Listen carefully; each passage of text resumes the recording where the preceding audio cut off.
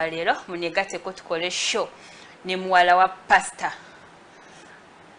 omukyala mama pastor Daddy Aji tekitera kusangika naye nakola lero tugenda kukola show n'omwana kati tumanyi wajagwa oba ntandike ntya Sauda soko we guest camera ndabe wawe ntandikira nkugambe assalamu alaikum kugambe mukama yebazibwe Salaam wa rahmatullahi wa barakatuh. Atudemu ekyokubiri mukama yebazibwe. Amen ayebazibwe Yesu.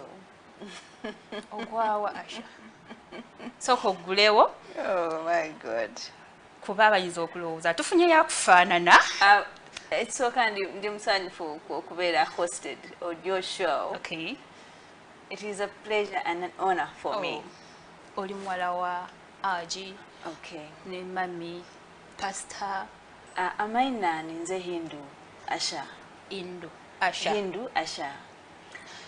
Ekigambo ekyo Hindu ntera kiwulira mu society erimu abayindi. Okay.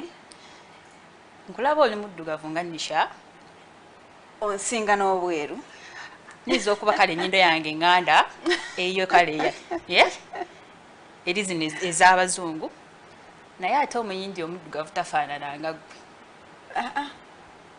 Awe twatutandikira Hindu Asha. Yani. My mother has an Egyptian origin. It explains this look. My father is 100% Ugandan. He is a Muslim. Hajj Nuh Mujoma. Mommy is a pastor. Pastor Joyce Mujoma. I'm from a family of 12. Ndako. Title ya pastor ennaku zino abantu buli omu asobola okujeewa. Njagala kumanya mami alina church gyali leadingamu nti she's a pastor oba just baje mu wabubi kuba nti asobola okukubulira ekigambo n'okyuka. Mami alina church. Rema Faith Center Muguluka. She has been a minister of the Lord for as long as I have lived. Okay. Kubanga she got born again many years ago before I was born. So ekyoba pastor kiba kimuta ku buti oba takyeta ku bwete.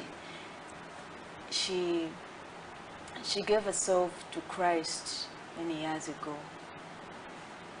She's married to a Muslim man, which is not common. Teacher of Lido. Kati ffe waffe nva mu family nga mama wange mukatoliki. Tata wange musiraamu. Ne si Aji ate ne mami si pastor kati ewo kiyoko level. I think ku byaba bulijjo betubeeramu. Yes. When mami bwe yali ali kufumbirwa ewa Haji, she became a Muslim. Okay. Musango already Aji. Yali Muslim. Ninga si Aji. Ngati Haji. Kuba then bali tibajaino make ebiseera ebyo. So she came and she got married. She converted to Islam yafuka Muslim. Nafuna nerinya. Amina. Oh. Okay. So when she was called Amina. But later when her children bali walikulwala consistently and she lost one of her children. Her husband told her to go to Kampala. Jako Kampala eriyo abasabira abaana nibawona. That is how she came to Kampala. There was a crusade by Sabiro Mwana, and they gave her rules and what to do. There she gave her life to Christ. From that time she never turned back. Of course Voyaida bamubuza. It was bitter. I tiakusindike kukolachi ku getting born again.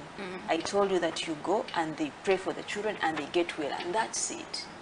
And then she was like, yes, but they also told me if I want my children to be okay, nina kusamu my blieno, nina kugeranti, and to also give my life to Christ. On those grounds. Okumusabira kuba ebiseera ebisinga omuntu okujja okusabira bakusabira yes naye tebakukaka nti okubeera obulungi olina okusigala mu bulokole oba olina okusigala mu eno eddiini. Emyaka gyekinaana 80s and below, yabangayo crusade ntono era baadukubanga e Kampala. I tidukira which, because this is a story that she kept on narrating to us, and some of these things even twakulanga tulikabiri kubibona when there was a rift between the two of them in regard to religion, you know. So I don't know which particular one. Ayenga byaidde okumusabira, yaidanga omwana ali ku irizi, ali ku bino ebintu bye basiba, you know. And when they burnt those things, they told her that she had no other security. Yeah, she had to give her life to Christ. And for her, she says, for the sake of my children. Naye waliko kwabo bye bali batutte okusabira. Tawaliko. Saaliko. Bayito nazaalibwa. I think I was not yet. Because even when I was born, she had, I think yali amaze okulokoka. That is about her. Oh. When bwebaya for some time, because Haji eyo ensonga yabaleetera okuseparatinga. Yes, basooka ne baawukana.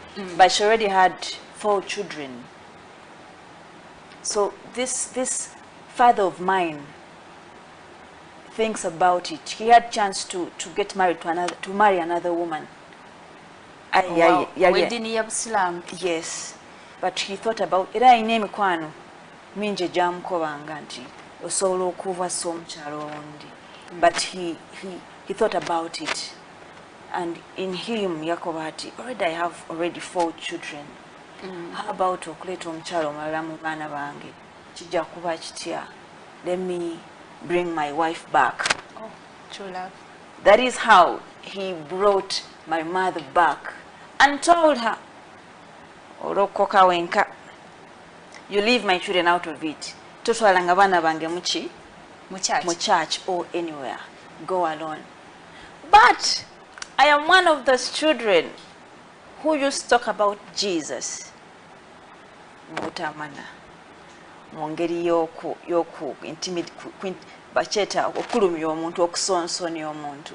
I am one of those children bana eyajanga ye Haji. Nko Haji. Eyo gusanda gota yenda. Good. Indeed. Can I tell you? So every time I told him, he was like, tell me. I would get closer. Yeah. Yes. So reaction ye yaberanga abankubanga emigo yankubanga nnyo era nga wankuba nkaba naye ngenkeera ngamba mitakuwolereza nga bakukuba abera out of it. It was daddy daughter. So the following day I would do the same. I would go, you know, the other name that you don't like, I know that name. Can I tell you about that name? Gankubad, yeah. So I would say it again. Era ngankuba. Chatwala banga chinka lwomugamba kuba emigo. Tatuka kesera nagamba ati kati kanchirekenga we kiri. Teyalekerako. And for me, when I was little, one day my mama took me for a crusade with her in Ginger. I didn't stay. Na itwaje okwiranga hajaize. Kusawa ndala. Itegeza atambulanga nnyo ne mamiwo. Kolo natambula naye. Kolo ngagenda ku crusade. Kolo natambula naye. Uba first time okumulabanga ngamukubye for Jesus. But I can tell you one thing about Pastor Joyce Mujoma is that she stood by the word. She stood by the truth.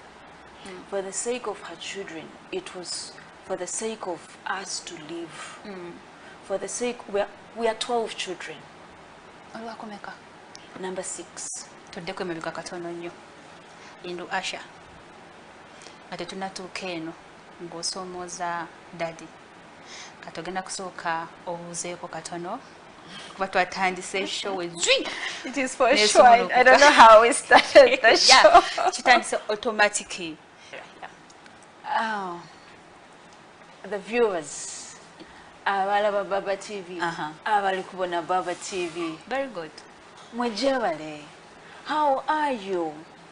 How is God keeping you? Hang in there. It is well, because God is in control. Yes. Okay. Indu Asha, omwana gwe tutategeera. Tulabye Indu Asha, ebiseera ebisinga abantu bategeerera mu church baleese at first. Twakutegeeranga artist ayimba ennyimba za ddiini for the very first time. Naye kati kiyinza obba kyakyukamu nga tetunnatuuka eno gye kyakyukira. Indu Asha omuto yali atya, embeera ze zaali zitya? Asha, I was always a quiet person. Ne kati oli very quiet. Yes. Okujjako nti I was naughty also. Kyeba kyetaba kya mu Lusoga. Ekiro. Omwana ali aba sonsonia. Abeera naughty. I was quiet, but I was naughty. I loved attention. Because we were many, I fought for attention. I struggled to get it amongst the 12. Yes. So I wanted to. Abala mwali bameka? We are 7. Oh. The boys are 5.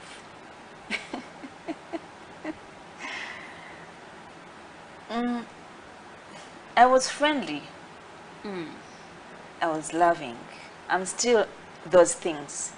Until how my parents brought me up. Bank zanga ndi humble ndi mwetowaze. What do you get at social media? Is there a story about Hindu Asha?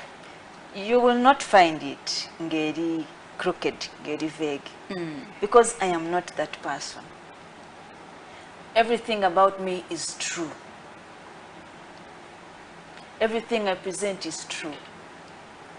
If I am eating bread, it is bread. Yes? If it is butter, it is butter. Olinga omuntu alina omutima omugagga. In fact, oli artist alina omutima omugagga ogwagaliza abalala, ogwagala okusharinga n'abalala. Empeera zo zaalinga zitya ku ssomero? I did not have too much. Because when Babanji, our father took us to the best schools in this country. Sente zaaliwo. He did not have a lot of money. But God facilitated him. Yabanga twala masomero agebeyi. Agebeyi. First world schools in Uganda. Nabiswansa. You know? Your primary. I first went nasoka kusomera Main Street. Ate nasomera you primary okuva mu P1 up to P4 first term. Daddy yarwala. Okay. So when he fell sick, abana tumwetolwedde. So he chose to send one by one away to boarding school. Nze bantwala Bupadengo primary school, Kamuli Road. Era kyategeera nti daddy yali mulwaire. Because kyali abrupt najja okubona nga bantwala buki. Era I stayed in school for 2 months nga tifuna visitor avaka kwida kumbona. Nga teweebuuza kiva ku ki? Maybe because I was young. Oh.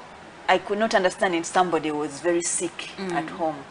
But the day Daddy ni mami debaida yali visitation after so long, I was very, very, very happy that I saw them. Ntinatola mu engeto ngamba ndiri kundwisa okulumuka to run close to them and then ran a distance to go and meet them. It was amazing. When I left after P7, I went to Nabsunsa. Okay. Nabsunsa girls for 2 2 years. That's when I up to senior 3. But because I was naughty, Tibi Bulamu, and my daddy, Tiali more of a bargaining person. Yali katai tini banabe gayita. So in Sobidanga we not kola. I moved to another school. So we were kwanga suspensions over expulsion. Yenga akutwala butwazi kusomero ddala. Teyegayirira. Because for him, I think he wanted us to understand our mistakes. Yalinga takonoonaawo. Mubana, I am one of the children where I work school fees. That here is your money. It is up to you. If you want to study, take it to the bank. If you don't want, that is up to you. So it was not because I didn't want to study. Yalinga aina kyayagala okukema okulaba oba ina kyosobola okukola. I told you I was naughty. Ebintu bye nakolanga nga he can't fight me.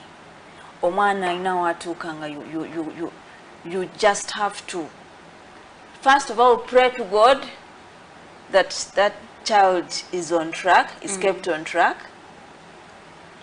Leave the rest to him and do your part. Okay. So for me, a time came when I went to Kawempe Muslim, school fees dangabadimba. And it was up to me. Am I going to pay? Mtu afunanga mko like temptation negamba kandyeko. Nja kugamba nti bazibye mpeyeko kuzimu. No. Wabula nazozaamuko. Oh, oyozaamuko. Wasozamako mu ngeri ki? We had a click, trying click musomero. Abana Kawempe nga you can control a canteen, you can, you know. Kati I had friends abali in charge ngoli canteen yajina munga 80%. So nga nange nyongerako half of the fees. Yes. So when I earned my first, I was like, oh, my first check in business. Zavangayo zitya? Zavayo. Kuba abana canteen tuyagwangamu bintu. Nkitegeera. There was no time, and you know how Kampala children are. You know, you go to school and you're studying with children of ministers. You're rubbing shoulders with children of important persons. Those persons can spend. And if you know where you come from, where the background you, and what you have to do, if you do it well, if you were told enough sanga, when Muhwezi comes, yeah, abana abastula ensawo ya emigugu gy'abaana ba Muhwezi, they cash you and you don't want your parents to come to school. They give you money that you say, Daddy, it's okay, don't come. Kwafe twasomera nga enyingi enyo zebabakuwadde kale oba ofunyeyo katiipu okuva ewa parent w'omulala bakuwa 15 enyingi mutwalo. That time 60 is a lot of money. By then that was a lot of money. Makacho, you know, in 1990 97, 98, that is a lot of money. You're not yet in the 2000s. Nkitegeera. Wateekayo sente meka mu canteen. Era nyakuwa idea yegamba nti kati investinga wano ojafuna webati. Kati naina one of naina mukwano gwange bamwitanga Ntale. Kati Ntale mama we yali pharmacist. Kale nga ina business pharmacy. Kati nga nachalinga mutabani we okubeera developmental. Kati when he came to school, for him he started a canteen. Okay. And it was allowed. So I asked about student. That. Yes. In a canteen. He was a student. Yes.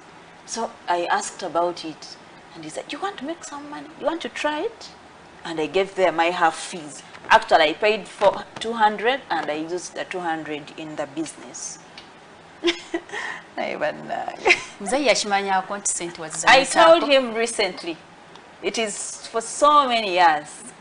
Recently, he's the chairman board of directors in the Asha Foundation. So one day we were discussing a few things on the table, and I told him that I didn't tell you. One day, when you gave me the fees at Kawempe, I banked half. That half, I traded it. Reaction here, that. He was like, oh, really? I was like, yes, I did. Ono mukuvayo nashe njagala otengeera zatwala banga ki like okudda n'amagoba ne bakuwa before antikati in a month. If you pay half fees before you sit mid exams wagati you're supposed to go and get the money. So baba kobera anti go home, bring money. Baba gobera wa school fees. Yeah. So there you also go. Na you know genda you are investing is no jai. Collect it. Put it on the account. Zali zikoza amagoba. Zali zikoza. Nkaga meka. I don't remember because when the money came, I used to feed on it. Oh. I used to feed on it. But I did not lack. Okay. Ove Kawempe. Makerere University. I joined the Lusozi, the prestigious. Je musinzira ne mwekalakazi. I went on government sponsorship. I took a course, a Bachelor's of Arts with Education. I'm a teacher by profession, and I'm an economist by profession. I studied 2 courses. One was a BA Education, and then I enrolled for a Master's of Arts in Economics. Baba TV Koli program bagita divas nishage manyaga ngo gikutusako tovaawo tugenda kubanga tuwumulamuko nkyali ne Hindu Asha byatubulire just kasamambiru kati twetaaga okutegeera biri wano mu kitundu ekyokubiri tovaawo koma otumanye bisinga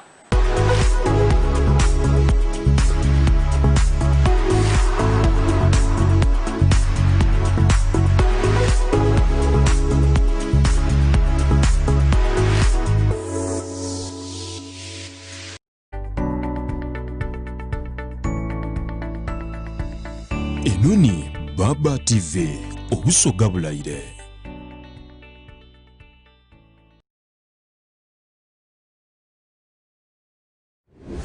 Nile Plastics, equipped with the state-of-the-art machinery to produce high-quality household plastic products to meet international standards. Our plastic products have helped make life a lot organized and simpler for people in Uganda and beyond. Our unique and stylish products range from kitchen products, restaurant products, children's products, different sizes of customized chairs and tables designed to make your home, restaurant, reception, or waiting area classy and stylish. Our first ever 4-layer water tank stand the test of time. They are durable and come in various sizes that suit our customers' needs. Contact us today and get the best from this source. We are located in Jinja, Njeru Town, or call us on +256 753 920 221.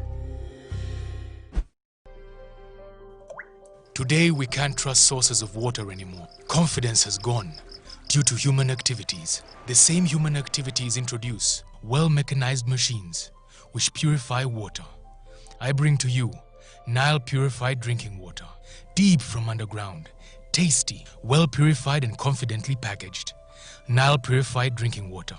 Let's drink the new. For bookings, call 075 47 47 727. Nile purified drinking water, refreshingly pure.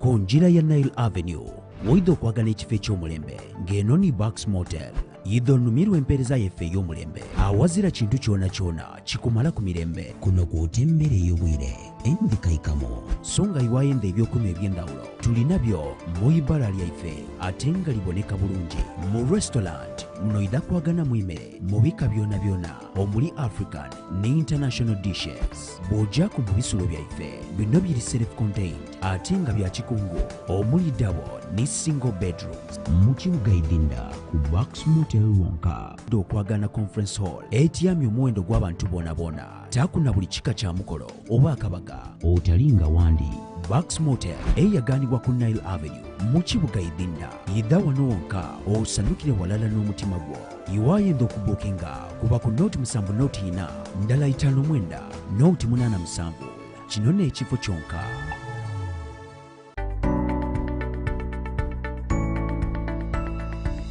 Enoni Baba TV obusoga bulayire.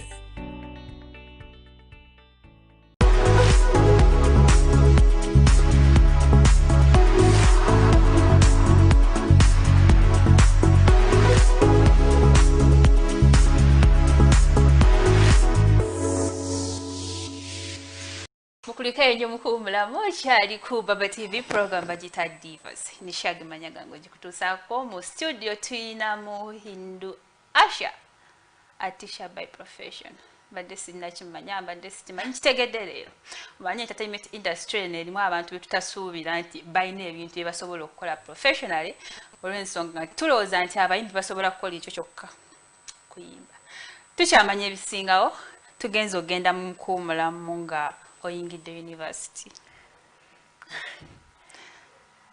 Nasomayo ebintu bibiri. I became a teacher and I also became a professional economist. I pursued a Master's of Arts in Economics of Makerere University. I graduated, then I became a mama. Wamala graduatinga nufuka mama. From a process here, I acquired everything. High five. Nagenjagala sauda. Nsubira kati oli inspired. My first job was at Barclays Bank. Anga executive was sales. Okay. It trained me, nurtured me. That when I moved from Barclays Bank, I went to Centenary Bank. From Barclays to Centenary? I moved to Centenary, yes. Naninga department ya credit. So na have credit, na numero credit, na numero credit. It was within that period that I began thinking of what I wanted to be. Eneyo na. Waitwa nakirowoozaako. When I went to university, I was only miming. I was doing very many things. At the university? I started a political career. I stood for President Mesa School of Education, Makerere University. I did not win, but I was a strong candidate. But I learned many things in that game that made me think otherwise. Kyekyaakuli mu bwongo ddala nti osobola okuwangula mu politics. Ndawo abantu bajja kujagu, abantu abasobola okulimba, abantu abasobola oba nnyonkyogere nti oli muntu ali reserved. First, I was eloquent. Nga bwe nsituka okwogera, I will move the crowd. Singa tompa matu, awo oba ompangudde. Kati nga bompa matu, oba owedde. You know? So I was very popular, and my opponents knew my strength. Maka chogo. 2004 or 5. You know? So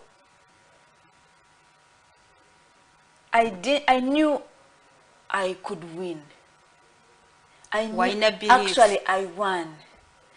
Naye abana bali batandika omuzannyo gwa guno gw'okukyanga obuntu byo byali byatandika kitegeeza bitandikire no wansi bigenda otuuka eri waggulu already engeno system yafadda wansi. So nze nazuula luvannyuma nti oli yasimba layini n'ajja n'alonda n'akomawo nenzijukira nti nabalaba because somebody came and told me that game ngeri gye gwatambulamu and it broke my heart. Tiwayawaayo ku bribe bawaayo ka ssente wayagala kintu ky'amazima.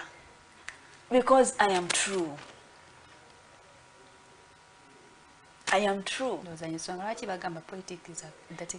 So, from that time, when they told me a story and what transpired, I had other abilities.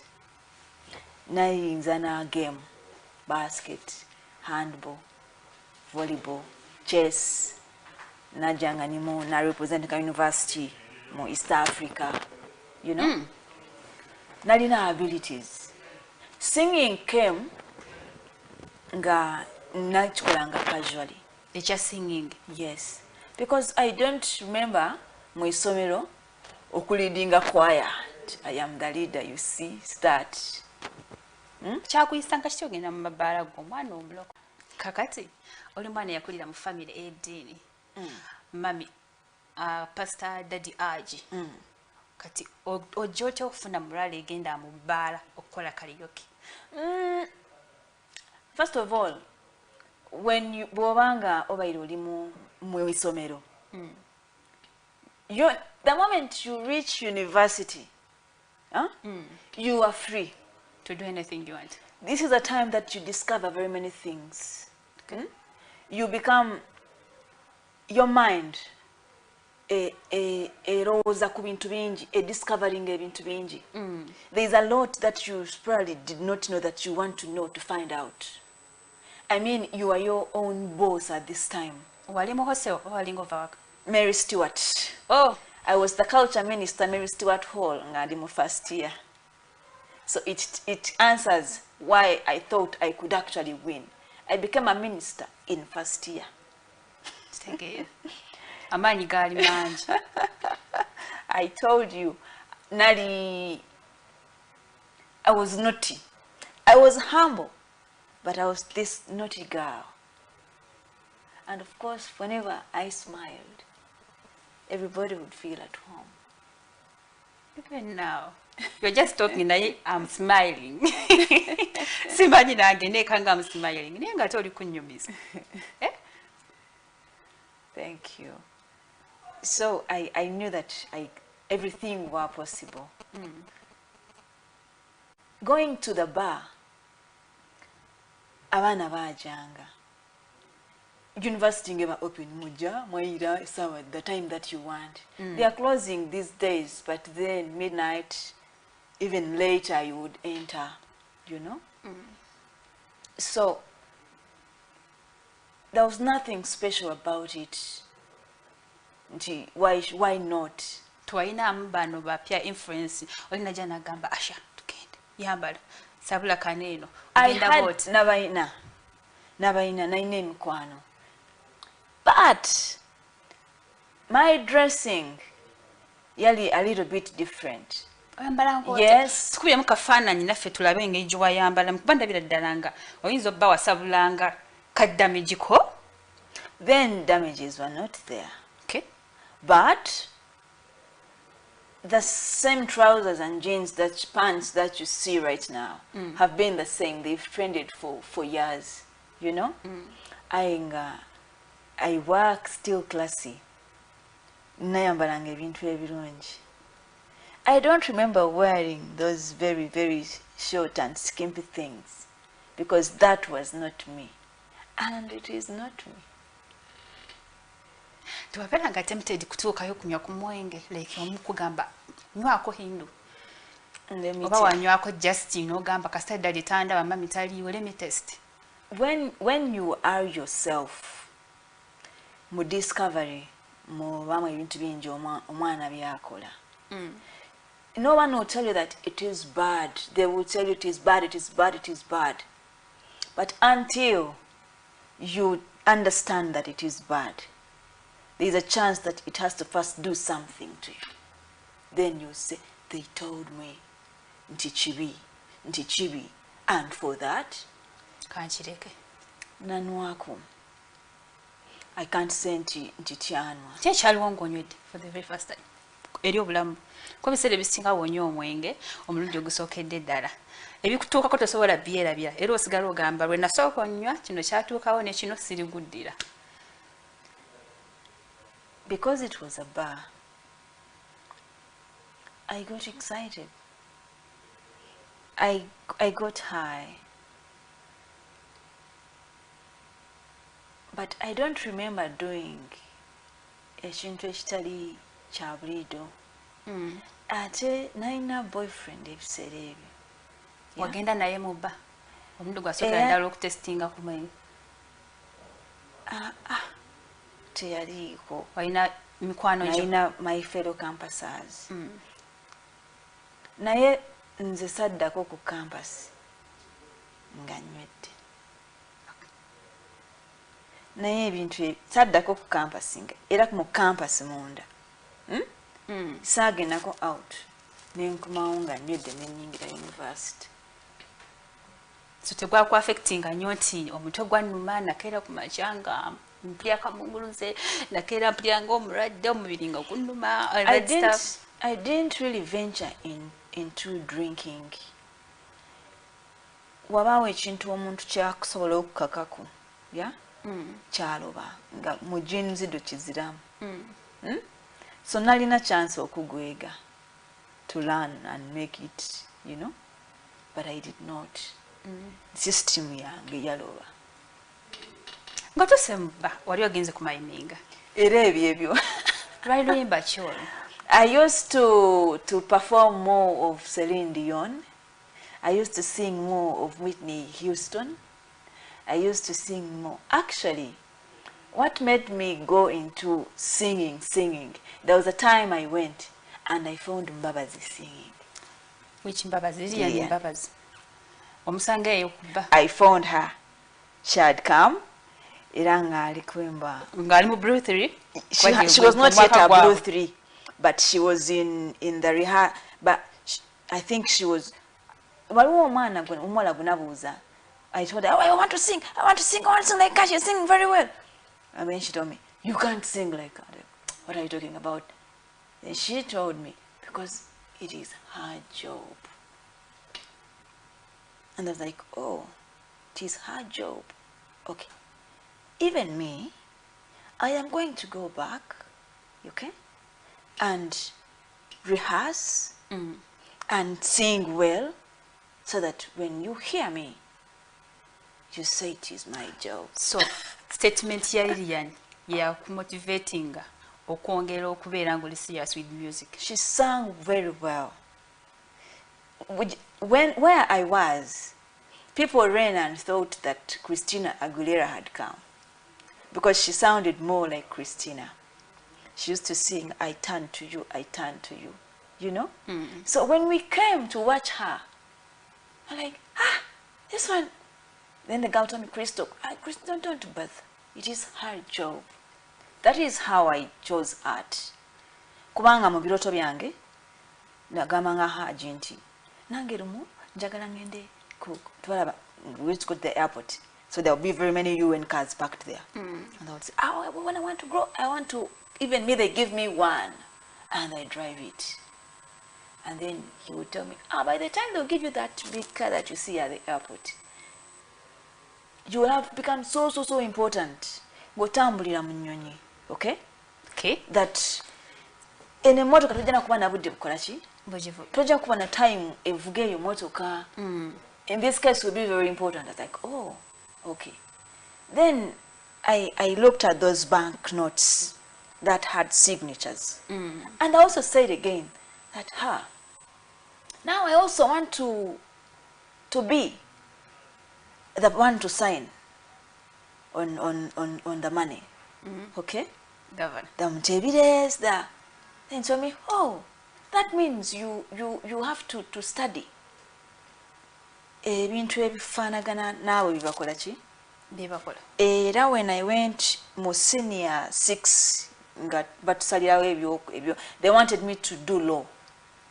Okay. They filled for me law. And then I don't want law, I don't want. One of my sisters gwendera yali amaze okwinoolinga nga afubamuwaire law on government sponsorship. And I was like, do you want everybody to become a lawyer? Kati ate nalina ku scenario mu bwongo bwange. Lawyers, money takes long to come. And the circumstances surrounding law, my heart cannot contain law. Okay? So webali bakutira muntu bakuwe law, taku law. I let them feel for me law. I reduced on my ability myself to get my second choice. When others were studying so hard to get their first choices, yeah, I was saying, I don't want to excel so much that they give me law. I want now the second choice. How many points do I need? Those ones I'll get. I don't need to olonga nwani education tebampa law. Abazadde abalaba divazi show indu byali mukongera abana bamwe byebayitamu gye mutabeera rasonga mubakako okukola kye bataagala ku mitima gyabo sokanga n'otuula naye nakunyonyola kyayagala nakola ekyo nga nayo kyoyagala ndowooza you know bankoba no let me tell you abaana bwe baali bali strugglingira because for me I had a big brain. In a they will tell you into you kadala. When I went to Kawempe, kadala, you know, katinga okubita kwange shwawini. Kati shwawini kulo yasigalanga shwawini. But this time, I did not want it. I was like, okay, now here I can even reduce my abilities myself. I can answer some questions, so that I get the second choice. Okay. And it came to pass. And they gave me education. For I knew that I would major in economics and minor in geography. Nekati kambuze. Oli mshala abeli nyumbizi. Oyina gy'osomesa. Kwa you teach and a professional one. Oba just tudda obutuuzi. Nasomesako. But I did not teach for a long time. Was it secondary, primary school? Secondary. Subject which? Economics and geography. But this is what happens. I got a strong attachment to the children. Okay? And then I was like, if this is happening, I won't quit.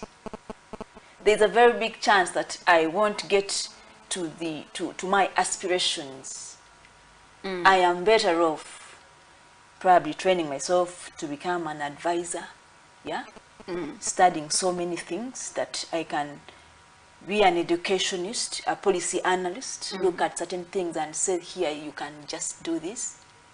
When you go into education, you don't only train to be a teacher. There are so many things incorporated in education that add value onto you.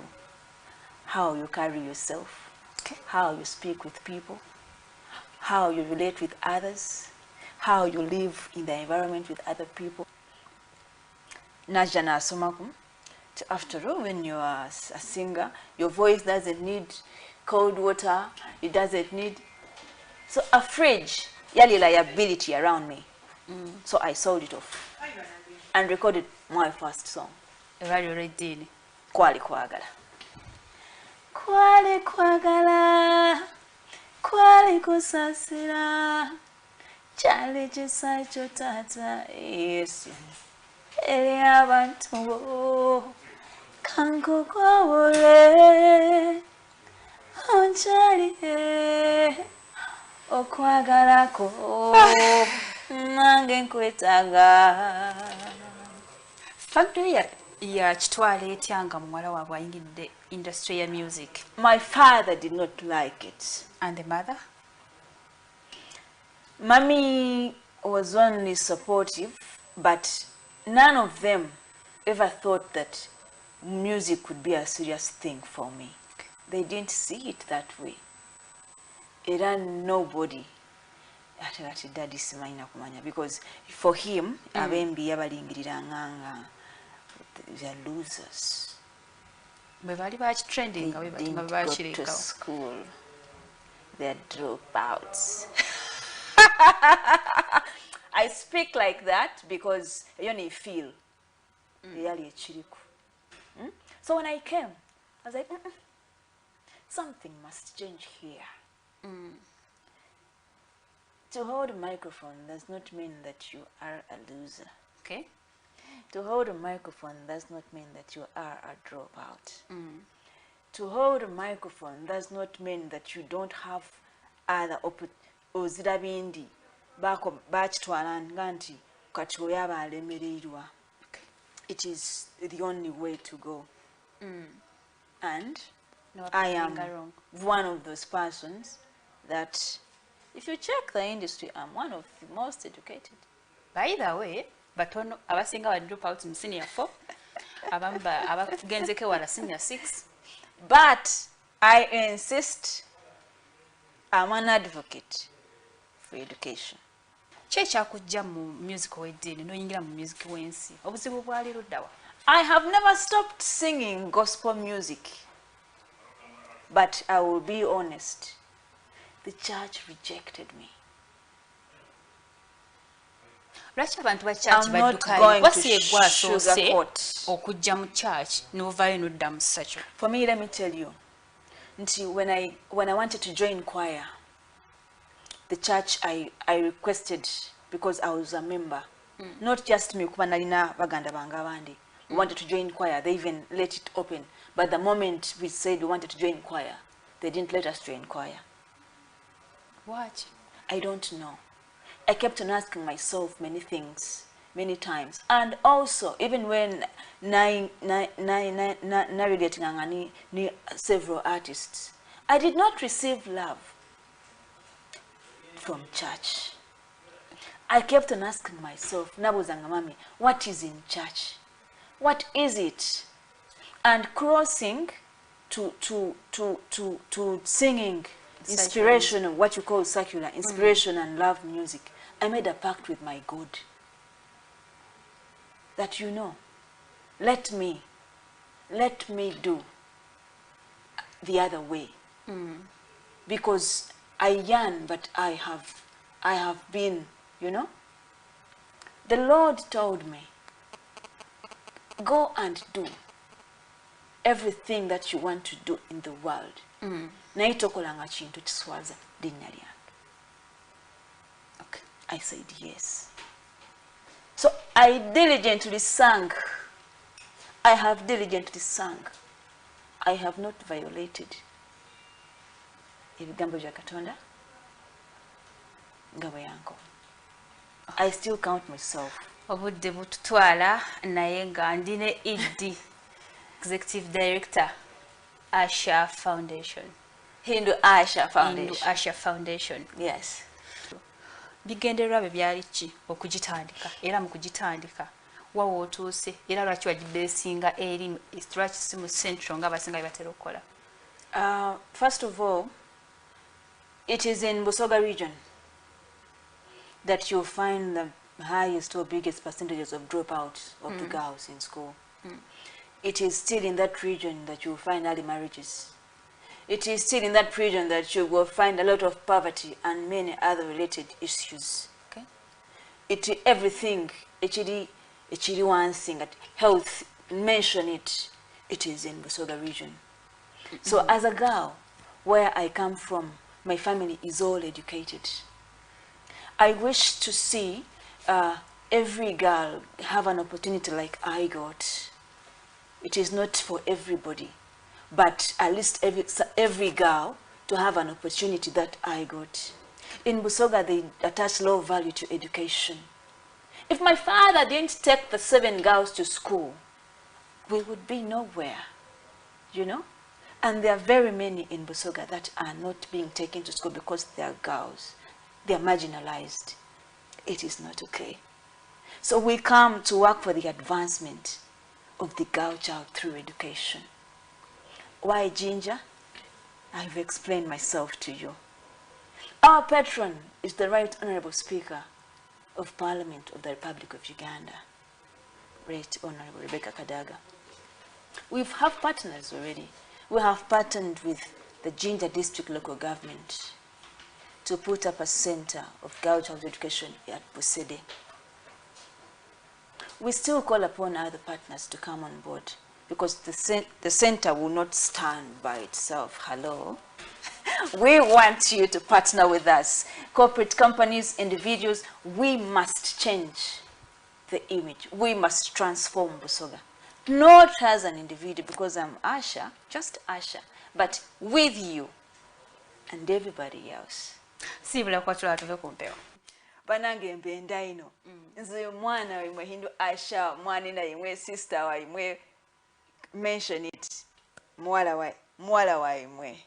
I appreciate omukwano gwe mundaze mwebale kubagira music wange, mwebale kuba kusupportinga milimo gyenkola, mwebale lirala mbakubiriza mwekuume musabe Katonda mumwesige buli kimu kiyita kutereera kuno kunsi waliwo bye tusobola okukola aye ebisigali bitasobola kukola mulala ati asobola okubikola, and that is the God above all.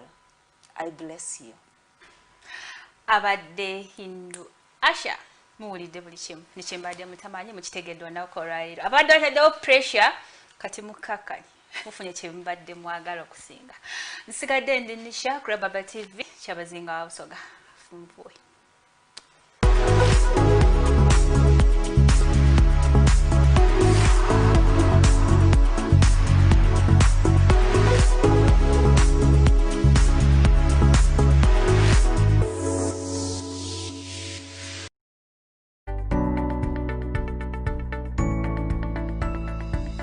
Enoni Baba TV Obusoga bulayire.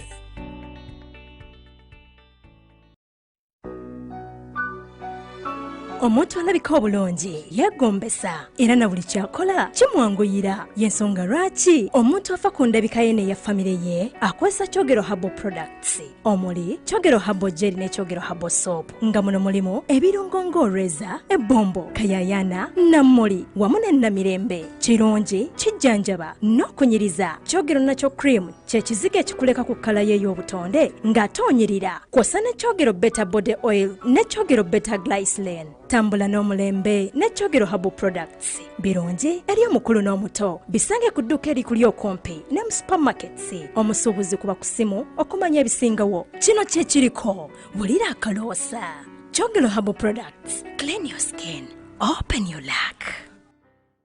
Anzibango nali wanika. Owaye mwanyina. Kati ono bakuweka. Atono nakulera. Mukama nayamba. Ate mukama nayamba ati. Gwese obadde akubira simu nga tokwata. Kumba oli ano bakuleze. Kunjagazaaki. Wanoba ngo sina waka. Kakati nafuna waka leka bandere. Mukama nayamba health drink. Kyekyokunywa ekyeddekende ekinywebwa buli omu. Kisogolebwa mu mulondo, mukuzanume, buttergrass, albine, omuzabibu, rose flower, artemisia, omubisi gw'enjuki n'entangawuzi. Kisange mu maduuka ne supermarket mu ggwanga. Ekyokunywa Mukama nayamba kyatongosebwa aba UNBS. Omusuubuzi n'akeetaaze kuba ku simu. Welcome to 5-Star Plastics, home of disposable plastics. We manufacture a comprehensive range of disposable plates for both households and industrial use. We manufacture disposable beer and juice cups, disposable ice containers, disposable water glasses, disposable yogurt glasses, disposable all bowls, disposable round plates, and disposable pannets. We have